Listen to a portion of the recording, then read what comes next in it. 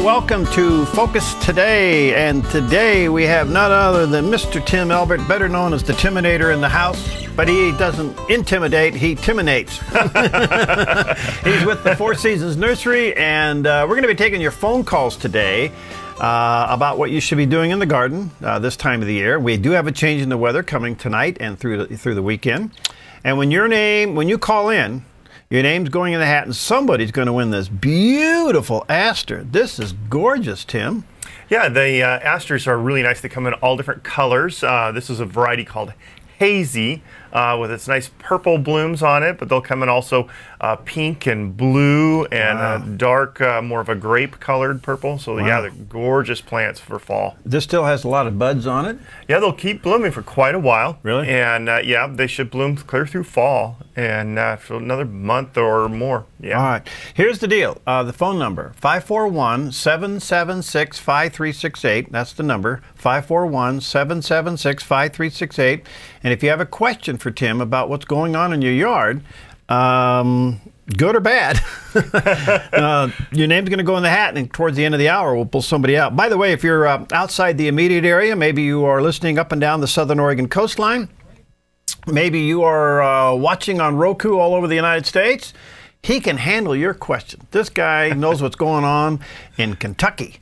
So here's the number, toll free, 1-800-373-5368. Again, that's 1-800-373-5368. Well, Tim, we're going to have a change in the weather. It's cooler. We're starting to see some color develop out there. Right. And I would assume more and more as we get towards the cooler temperatures. Now, for us bad lawn people, well, this is good news. Oh, yes. Well, yeah, it is. It's good news for bad lawns. Water. Yeah. But what is now a good time to seed, or is it too cold? No, it's great timing right now to do that. So if you're going to be reseeding an area, perfect timing for that. Get that soil prepped. You want to get all the old grass kind of raked out of there and cleaned down to fresh dirt, and then seed. Put a little cover over the top of it. And you should see germination within 7 to 10 days usually. Really? Yeah. And it'll handle the cool evenings okay, and the warm days. Yes, yeah. The soil temperatures are the main issue with with seeding, and the soil temperature should still be pretty good. Having the cool nights and the extra moisture in the air helps the germination and keeps that new grass fresh a little longer. So that helps out a lot. All right. Yeah. Well, there you go. I've asked the big lawn question. Okay. All right. Let's go to the phones. And by the way, you can join us. Give us a call when you do, and you ask Tim a question. Somebody's going to win this beautiful aster. I know the television is getting a good picture, but for those listening on radio, what's this kind of like a purple, isn't it? Yeah, it's kind of a reddish purple. Reddish purple with a yellow inside. Just gorgeous.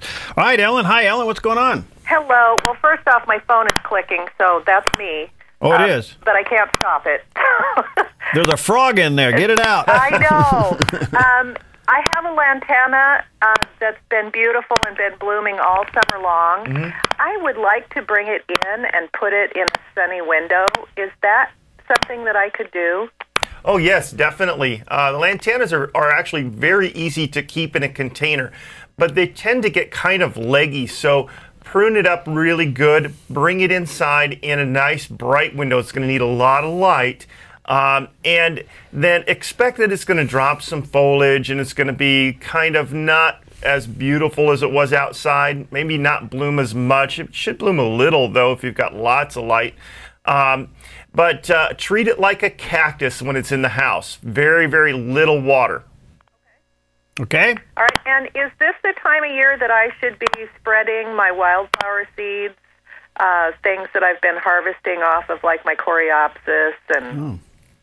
Well, I like to wait until after winter and the very early spring for that, because a lot of times over the winter, scavenging animals will eat those seeds, birds, etc., and then also the rain tends to wash them away, and they don't really germinate that well over the winter time. So my suggestion would be wait until maybe late February and do it then. well, that sounds great. Thank you. Thanks, welcome. Ellen. All right, 776-5368 is the number, or 1-800-373-5368. Get your name in the hat. Somebody's going to win this beautiful aster. All right, Steve, what's going on with your lawn? Well, I was out there the other day, and I have a few small spots in the back where the grass kind of died. I mean, they're very small, but anyway, we found some mold in those bare spots. They might be 2 inches in diameter. They're very small. You can't hardly see them, but there was some mold in there of some type, and I put some F-stop on it. Will that stop that? I've got stuff for red thread, but it's not like red thread. Right. It's on the ground. The F-stop should handle that, should stop any spread of that.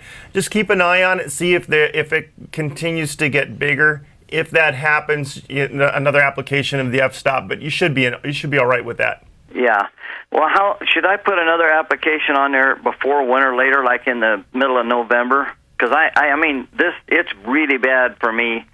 This lawn looks like a disaster area in the spring because of the mold. Steve, you're the guy with the perfect lawn. I can't believe this phone call. Drive by and look at it, you'll die. I can't believe this phone call. This is the guy with the perfect lawn. My front lawn is perfect, but and then my back lawn is okay. But I had a few of them little spots, but I didn't like that mold in there.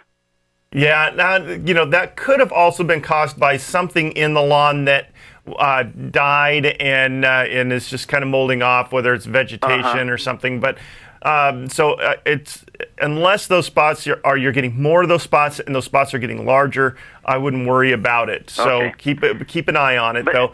But it would not be a bad idea to put some of the F-stop on the lawn in the fall for helping to control some of those diseases this time of year.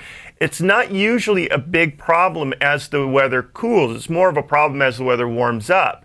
But if you're having trouble and you've had problems with the lawn in the wintertime, definitely wouldn't hurt a bit, and it will help for sure. Yeah. Okay. All right. Thanks. All right, You're welcome. You. Bye. Sit back. Steve's the guy that when you look at a lawn magazine, that's his lawn. Well, and I'm keeping the pressure on Steve. Okay. And he uses Fertilome products. Well, so what do we know? What do you know? All right. Hey, James. Here's another lawn question. James, you're feeding weeds, killing your grass? Yeah, about 40 days ago, I got some Miracle Go weed and feed and sprinkled across my front lawn just because I had a lot of weeds and crabgrass coming up. And followed the directions, didn't water for a couple days, and then saturated with water. Unfortunately, the weed and feed did exactly the opposite. It fed the weeds and it killed the grass. Oh no, that's not typical. The chemical that's used in weed and feed doesn't affect grass, and so there's something else that happened there. Without seeing it, and it's hard to determine exactly what happened, but. I'm not familiar with that product. I've not used that one, but I'm sure that they're using a broadleaf weed killer, which affects everything but grasses. So there has to be some other reason why the grass is dying. However, when the weeds don't die, it's not uncommon, and here's the reason why. The weed killer that they use in that is actually a growth stimulant. It actually forces the weeds to grow very, very quickly. And the idea is that the weeds would grow very fast and get to the point where they couldn't handle the growth, the cells would burst and they would die. But if your weeds aren't growing at their optimum performance to begin with, and you go and you put this on, sometimes it doesn't quite reach that point where the cells burst. So getting a really good formulation in weed and feed is very important, or feeding first and then using a weed killer, a broadleaf weed killer, a couple of weeks later will definitely give you better control of those weeds. Yeah, because it looked like after I was done, about 4 days later, I saturated with water really good. Yeah. I have all these big burn spots in my grass now, and it killed the grass, and the weeds look great. Yeah, that's there has to be something else going on there. Yeah. All right, thanks a lot. All right, thanks, James. All right, let me see if I can squeeze in one more before we take a break. And if you want to join the conversation with Mr. Tim Elbert, 776-5368, toll free 1-800-373-5368. Somebody's going to win this beautiful aster, and it's gorgeous. All right, Jack, what's going on? Speaking of lawns, I fertilized mine this spring, and if I wound up with a few dead spots. That was my fault because I dumped a bunch of fertilizer in one spot. Anyway, is now a good time to treat those areas and fertilize the lawn? Absolutely. If you haven't fertilized since spring, shame on you. But yes, it's time to get that winter, the fall, I should say, feeding on right now. I like to put down the Fertilome Classic as the fertilizer, and then I put on the Natural Guard Soil Activator, and that's going to help your lawn go through winter a little bit better. It also helps to break down dead grass and thatch and things like that. So I put that on my lawn twice a year, once in the fall, once again in the spring, and that keeps my thatch down. I've never had to thatch my lawn, so it works really good. Okay. All right. Thanks, Jack. All right. Thank you. You know what? I can squeeze in Marcia. Let me do that. Marcia, hi. What's going on with your perennials? Hi, thanks for taking my call. Yeah. I have a number of different kinds of perennials that we have planted throughout the yard, and I have never divided them, and I can tell this past year they're just look limp and dead. Mm-hmm. When should I be dividing those, now or wait until the spring? Well, actually, we'll do that this fall, but wait until our first frost. And then that's when you want to do it. That puts them dormant. You can trim them back and then dig them, divide them, replant them, and add a little fertilizer when you do that. Phosphorus moves very, very slowly in the soil. So adding phosphorus like bone meal up around the root system really helps to get that right next to the plant where it can use it. And phosphorus is used in root development and flower production. So it's a really good time when you're digging those perennials up to add that in. Okay. So I'm adding just phosphorus? Yeah, just a little bone meal in when you replant, that's great. And then you can add your regular nitrogen-based fertilizers in the spring when you want that growth to come on. But for the fall, we really don't want to put that on there. So we just add some bone meal at the transplanting or dividing time, and you'll be doing great wonders for your plants. Okay. Thanks, Marcia. All right, we got to take a break. When we come back, the phone number is 776-5368 or toll free 1-800-373-5368. Get your name in the hat. Somebody's going to win this beautiful aster coming up. We'll be right back with Tim Elbert. Hi, I'm Paulina, and I work at theDove TV. Did you know that when you support theDove TV, you have a profound impact, not only in our community, but around the world? It's your continued support that takes the inspiration and hope in the programs we produce and makes them available to the thousands of people who are watching these videos online every week. Help bring encouragement and hope to our valley and beyond by making a secure online donation today at our website, thedove.us.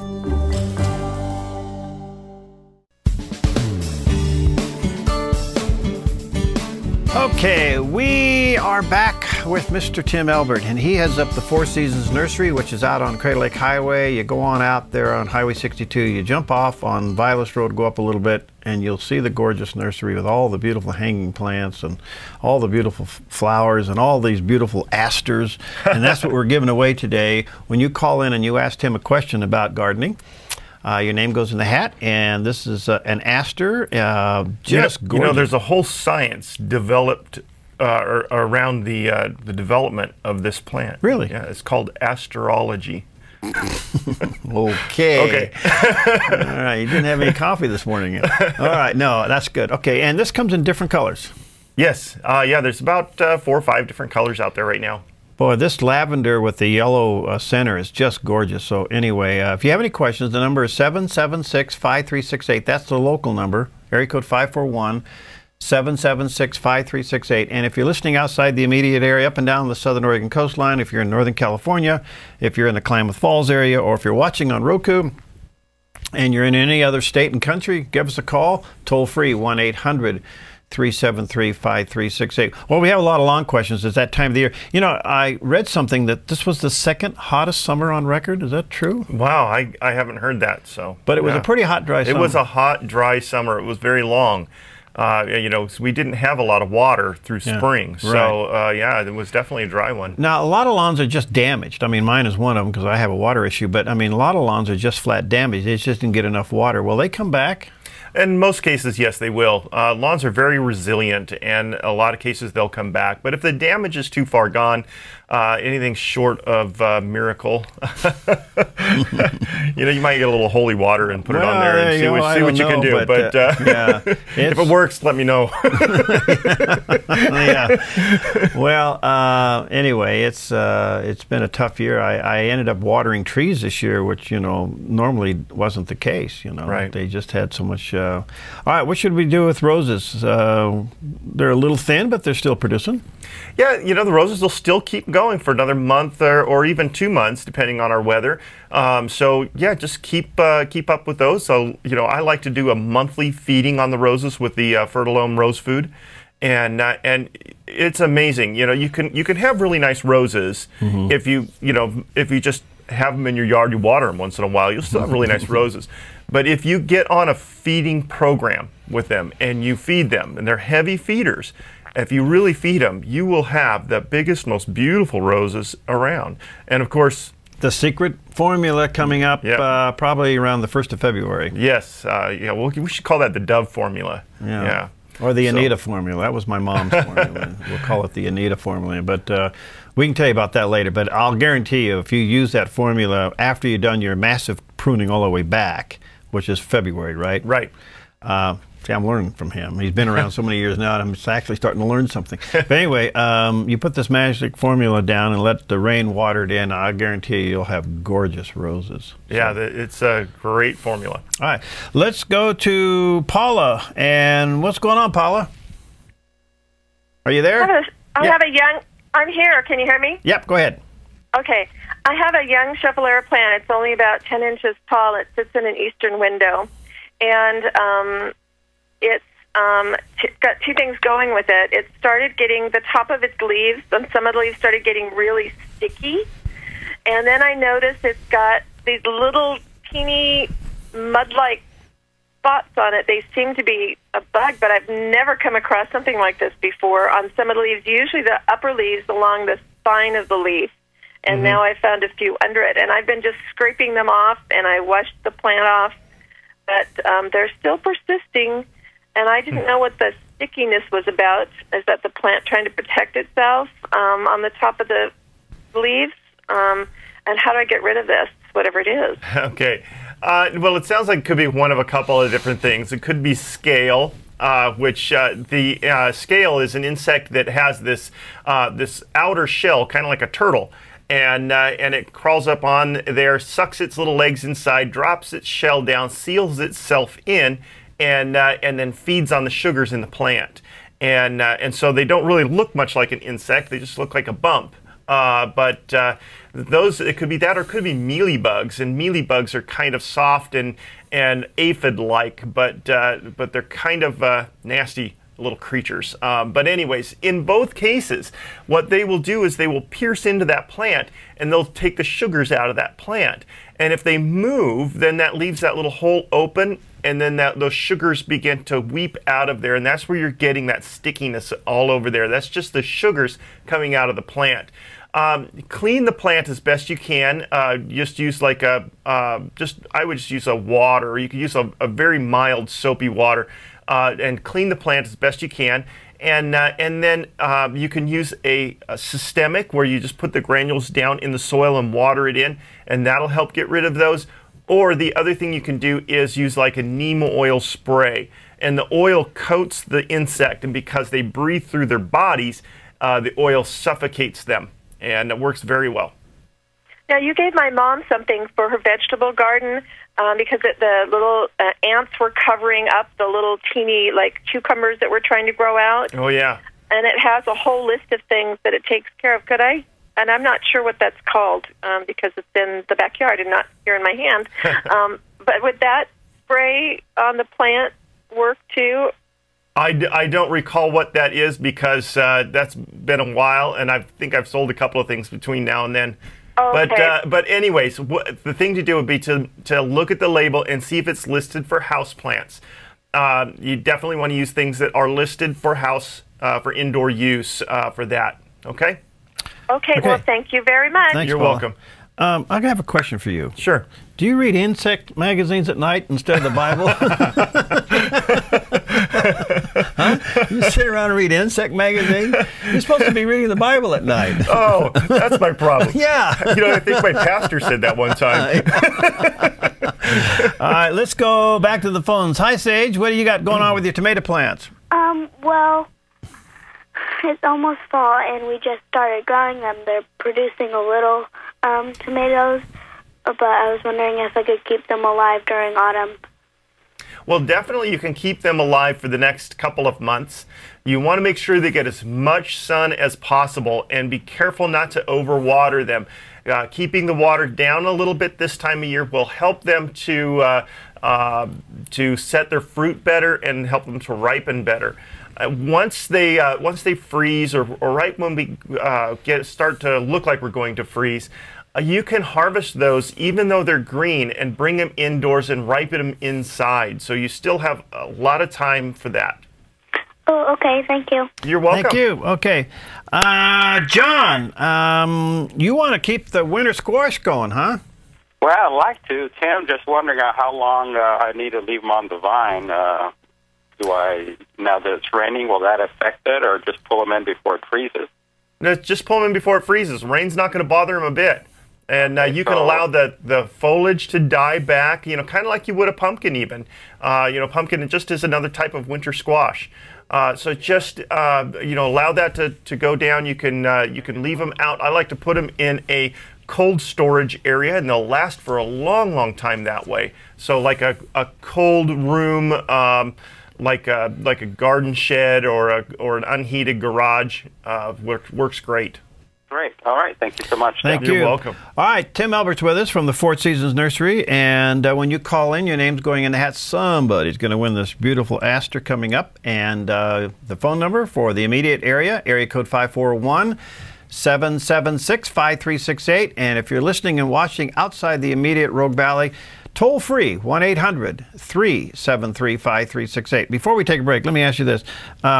We got some free bulbs. Oh, nice.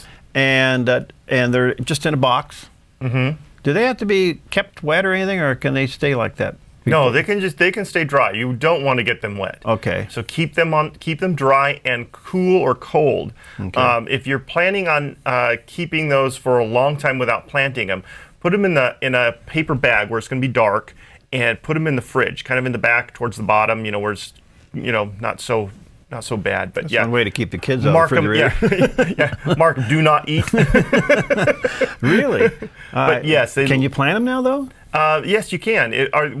Make sure we're talking the same kind of thing. These are going to be spring blooming bulbs, right? Right. Yeah, spring blooming bulbs. Yes, you can plant them now. They'll be fine. They will start to come up, but they know what they're doing, and they're in touch with somebody upstairs. So the creator. Know, okay. Yeah, they know what's going on. So don't worry about them popping their little heads up. Or otherwise, keep them in a dark place and cool, but you can keep them dry. Yes. Yeah. All right. Let me squeeze in one more before we take a break. Hi, Pam. Hi. What's going on with your apple tree? Well, I just recently bought a house that has been empty for like 3 years, and the apple trees have never been pruned back, and so they're really overgrown.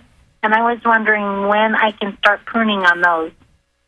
For an apple tree, it's best to wait until all the foliage is gone. It's easier to get in there, see what's going on, and prune more thoroughly, and it's very effective on the tree. So I would say wait until even February. You'll be driving around, you see the guys out pruning the pear orchards, and you can say, oh, hey, it's time to prune. Okay. So yeah, that's right around then. And should I do anything else after I prune them? Well, you'll want to look into doing your dormant sprays, depending on what kind of apple. Not all apples are disease resistant, so it would be good to look at that. And you can go on our website, fourseasonsnurseryonline.com, and there's on the planting guides page, there's a section on dormant spraying on fruit trees. and it'll tell you what to use and when to use it and the whole works. Okay, thank you so much. All right, You're thanks, welcome. Pam. All right, we're going to take a quick break. When we come back, we're taking more calls. And if it's your call, your name's going in the hat. Somebody's going to win this beautiful aster. It's gorgeous. And we are going to have a change in the weather. Possible showers even tonight. And certainly rain is in the forecast for tomorrow. So things are changing. What should you be doing in the yard? Well, he's the man. He's the doctor of plants and bugs. I think insects. He's got this thing going with insects. We got to get you counseling. I'll send you to Patrick Doyle for insect counseling. I'm not sure what that is. That's what they call, I'm sure that's why it's they call me the Timinator. I'm sure it's an addiction. Okay, we'll be right back. Hi, I'm Daniel and I work at theDove TV. You know, compared to Portland, Seattle, and LA, Medford might be considered a small market, but at theDove, we're excited about the opportunity to make a big impact right here in our community. And you help make that happen. Did you know that more than 90% of our income comes from people like you? You can help us now by making a secure online donation at our website, thedove.us, or by phoning 541-776-5368.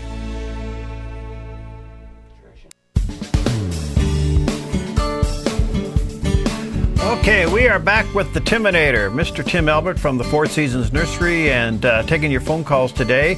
Maybe you got some frustration going on in your garden, and he is here to answer those questions. And when you call in, your name's going in the hat. Somebody's going to win this beautiful aster. It's beautiful, just gorgeous. This is kind of a lavender with a yellow center to it, and got all kinds of questions. Hey, before we go back to the phones, you got all kinds of fall flowers in and coming.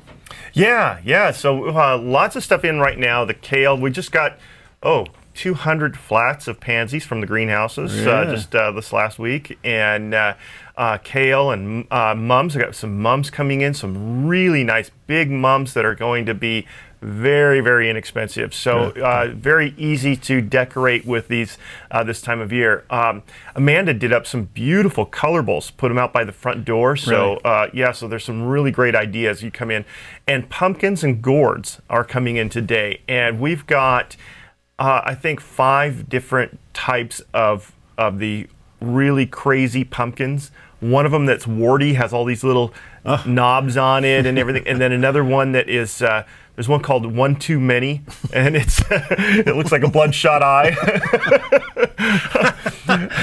Okay. We have some Cinderella pumpkins, which are the ones that look like the Cinderellas. And some white pumpkins and some Hubbard squash, the blue gourds.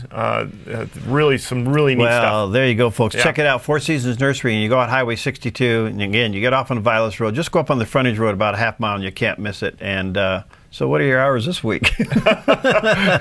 We're still 9 to 5 every day. 9 to 5 every day. All right.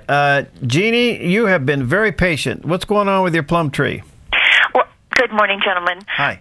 I learned from Tim a year ago that my Stanley plum tree has scamosis.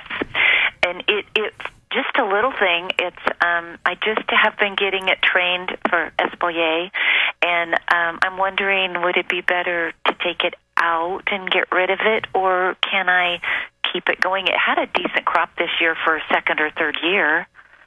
If it's been 2 to 3 years, I would say keep it. I think it'll probably battle it on its own and continue to do okay. So I'd hang on to it, keep it going, see what you can do. Be sure that you copper spray it this fall, and that'll really, really help. In the fall, so any time now or later? As soon as those leaves start to color, but before they fall off. Okay. So that should be coming up any time.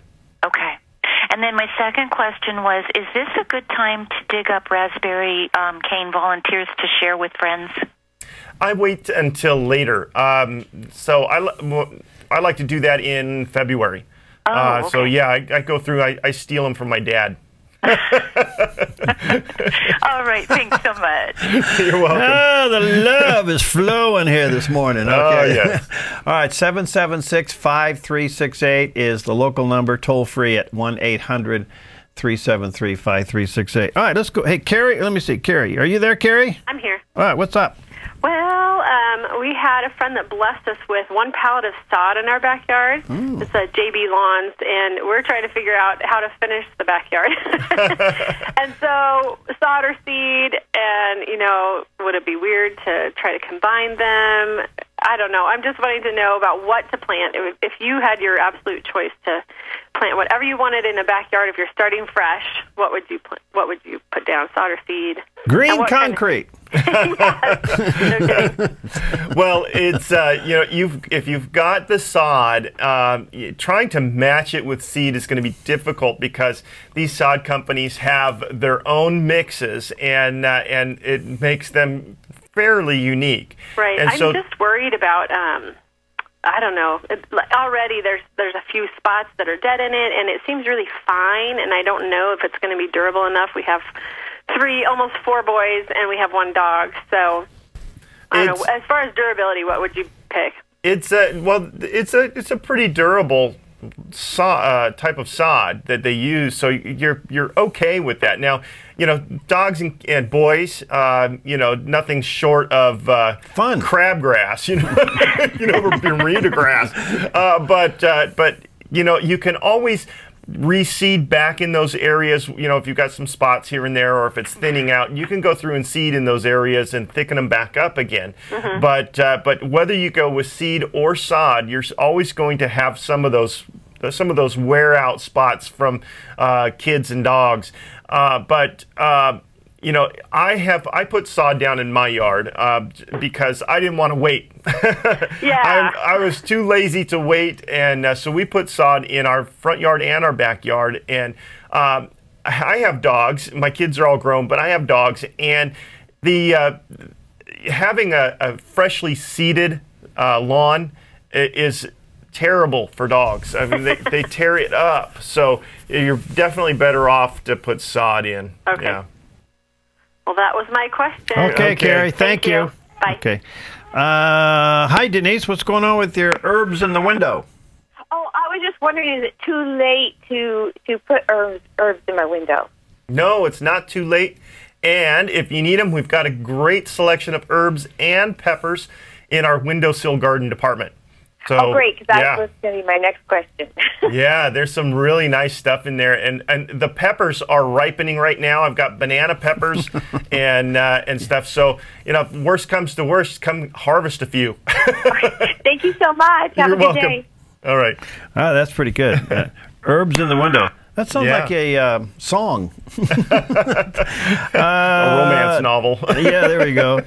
Ted, you got something going on with your mini maple tree? Yeah, I think it's a maple tree. It's one of those reddish kind, you know, that's kind of a decorative, and we've had it for about 2-3 years.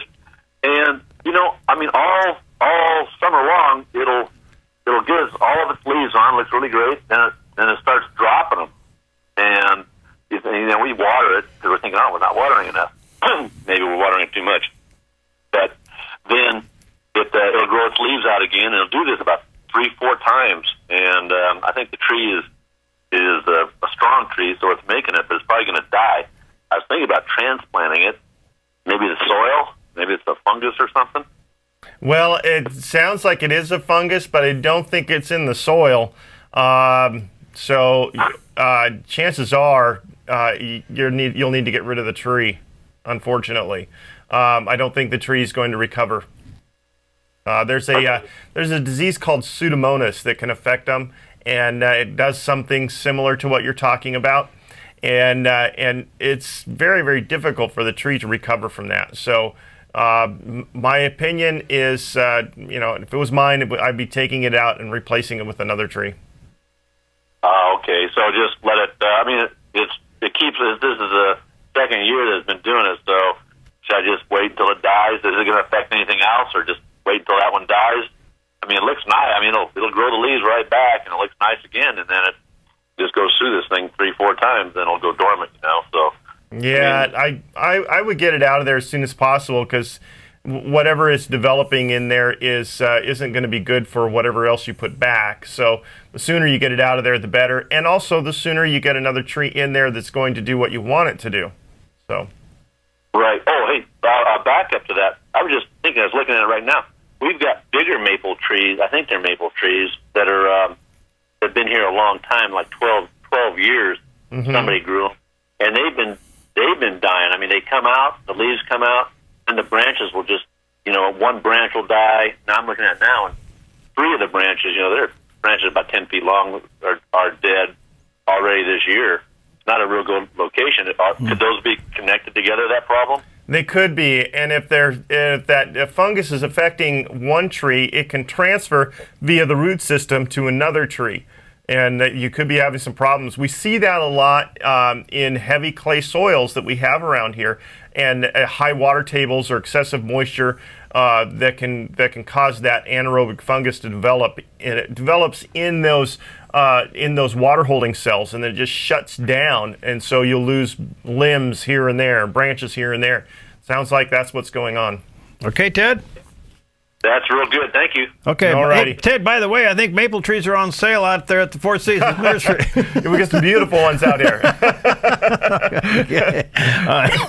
Just kidding. All right, let's go over to, hi, Eileen, what's going on with your very old geranium? Well, I have this dear friend. She's in her 90s, and she had this plant, this geranium, and she said, could you take that and repot it and break it apart, and you can have some and then give me back some, because that was my mother's plant. So I brought it home. It actually had bark on the stems like a tree, because it was, and the ground was rock hard, so I wet it and worked with it. I finally got it apart. I gave her her part. It's doing well. I said, what color does it bloom? She said, I can't remember.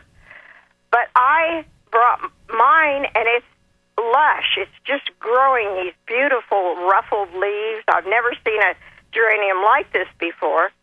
But I want it to bloom. What can I do to cause it or help it to bloom? Okay. Is it getting all-day sun? Oh, you bet. Okay. I carry it outside on the front porch in the daytime, and then during the last week I've been bringing it in every night. Well, okay, so then cut back on your watering. Okay. Let it dry out between your waterings. Not fully, but let it dry out pretty good between your waterings. That'll get that to bloom. Oh, good. And that'll cut down on my water bill. There you go. Okay. Thanks, I Eileen. love your program. Thank you so much. You're welcome. Thank you. Bye. All right. All right, we'll take a quick break. We'll be right back. And if you want to get your name in the hat, call quickly and get a question into Tim, because somebody coming up after the end of the next segment is going to win this beautiful aster. And the phone number is 776-5368 or toll-free 1-800-373-5368. We'll be right back. Hi, I'm Paula, and I work at theDove TV. Every day we get letters and emails from people who've been encouraged, blessed, and challenged by the programs on theDove TV. But we couldn't do it without you. Did you know that more than 90% of our income comes from people like you?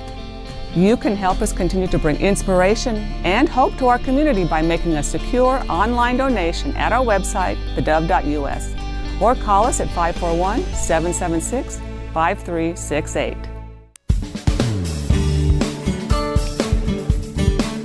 Okay, we're back with Tim Elbert, and got just a few moments left, so you might want to get your call in right away and get a question in, and then your name goes in the hat, because coming up in a few moments, we're going to select one of those names, and they're going to win this beautiful aster. All right, let's get right back to the phones. Norma, you've been very patient. What's going on with your rose? Yeah, we are moving, and we are not able to take some of our beautiful roses with us. And so I was wondering how I would go about germinating some. From seed? No, from the actual rose plant. So you want to take some cuttings then? Exactly. Okay.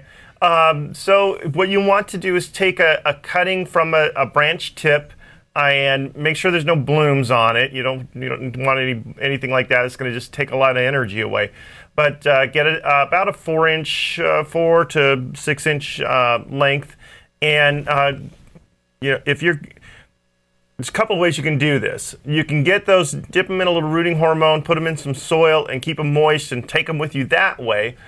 Or you can take these, get them all cleaned up. Make sure there's no dead leaves, no fungus or anything on them. You want to make sure they're clean, very, very clean.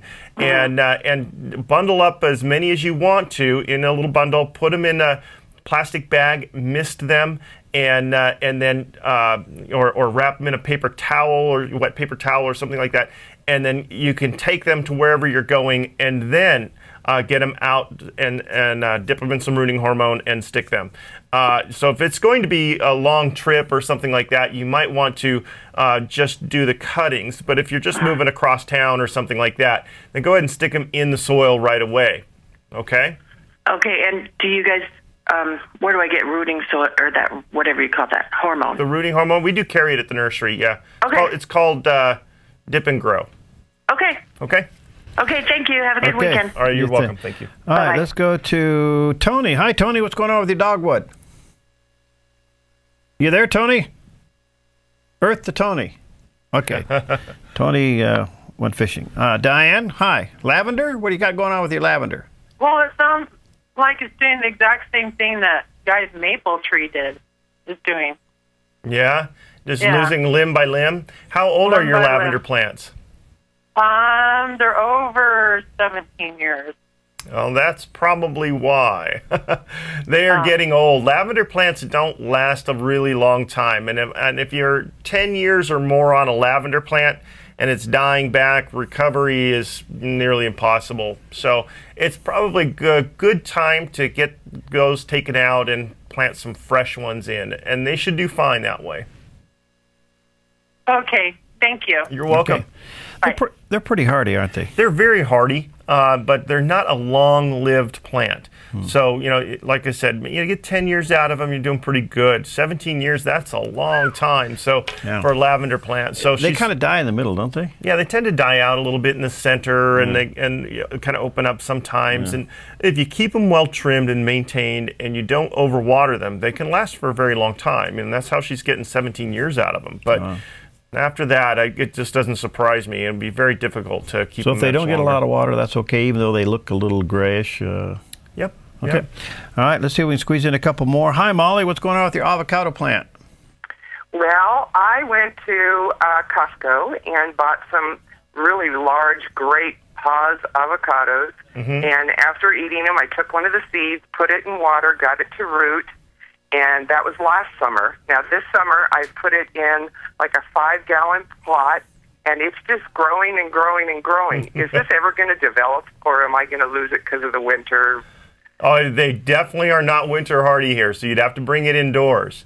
But you can keep it as an indoor plant if you've got nice, bright windows. Don't expect, though, that it's going to start producing avocados.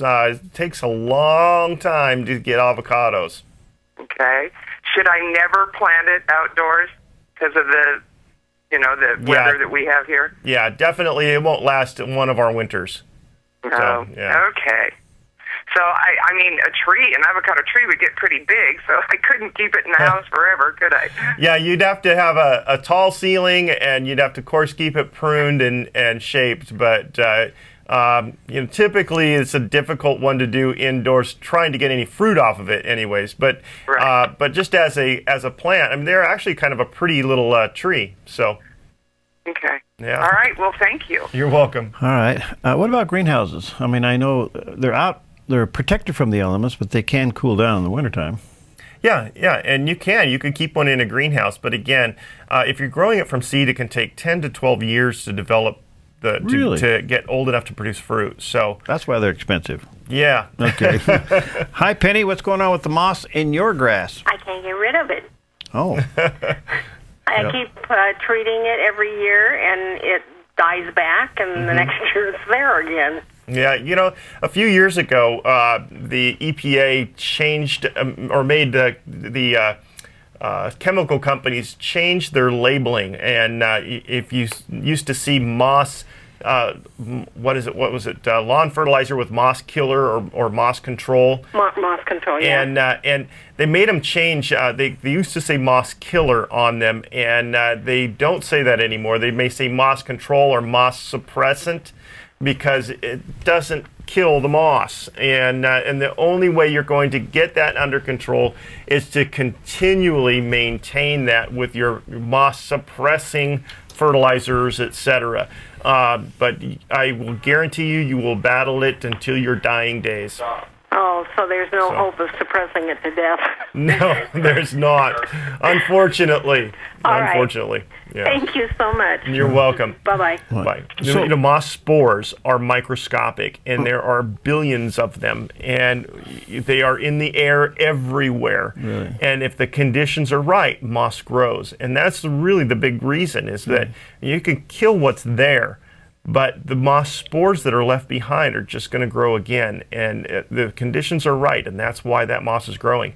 And the moss suppressants, the only thing they do is they change whether it's the pH or the chemical makeup of the soil, they add iron and things like that, and it makes it bad for moss, and so moss won't grow there. So they don't even die out?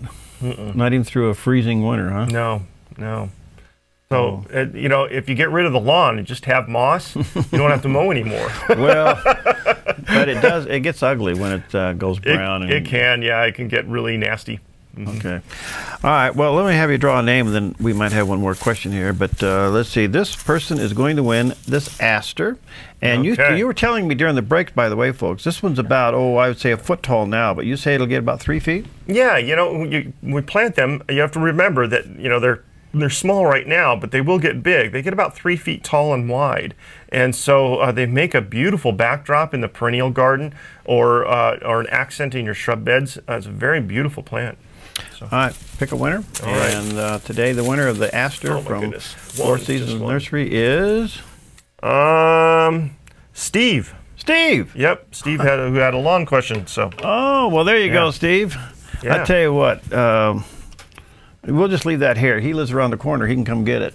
All right. You don't have to deliver it to him. Well, congratulations, Steve. Well, any last-minute tips? We are going to see the temperature change, and we're obviously getting some more moisture, but no frost yet. I think we're probably at least a month away from frost. Well, the thing that I like to do right before a rain like this is I like to put 2 things down around my shrubs and trees, because I can't water it in. And so having the rain taken in is really, really good. And the first thing I like to put down is a pre-emergent. So we want to keep some of those weeds from growing. So I get the dimension out, and I spread that all around the trees and shrubs.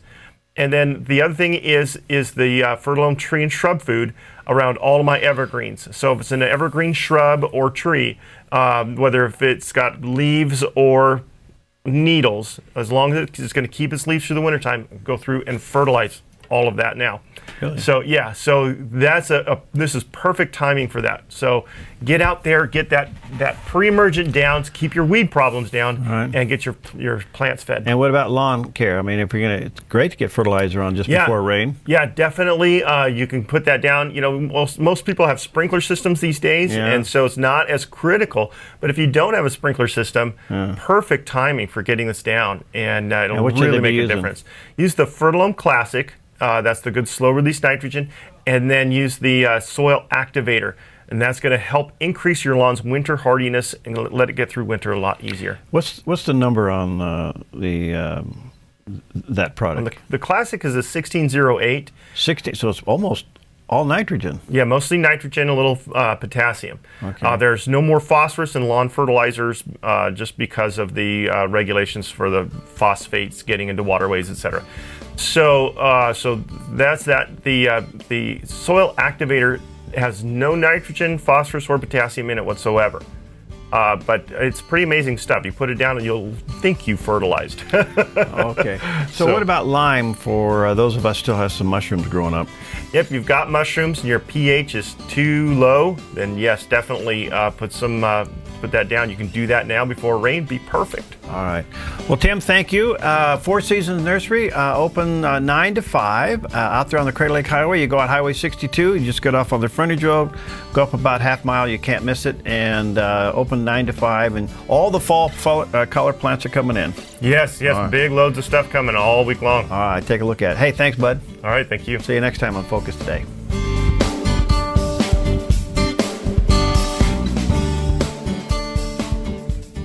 Hi, I'm Jim, and I work at theDove TV. Every weekday between 6 and 8 a.m., our award-winning news and sports team bring you the best morning show around. It's live, it's honest, and it's a whole lot of fun. And you help make it happen. Did you know that more than 90% of our income comes from people like you? You can help us continue to air local programs that share your voice by making a secure online donation at our website, theDove.us.